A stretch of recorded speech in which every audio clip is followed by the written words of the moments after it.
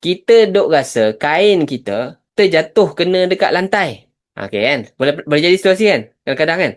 Terjatuh, terkena dekat lantai. Kita pun cepat-cepat angkat. Allah, dah basah pula kain ni. Nak guna kain ni nak solat ni. Kena lantai. Lantai tu basah pula tu. Okey, persoalannya sekarang. Nampak tak najis? Kadang-kadang kita ni ragu-ragu terlebih. Kita potong ragu-ragu kita. Andai katalah kita masuk dalam tandas kan. Mungkin buang air ke, mungkin apa kan. Kita duk rasa kain kita terjatuh kena dekat lantai. Okey kan? Boleh jadi situasi kan? Kadang-kadang kan?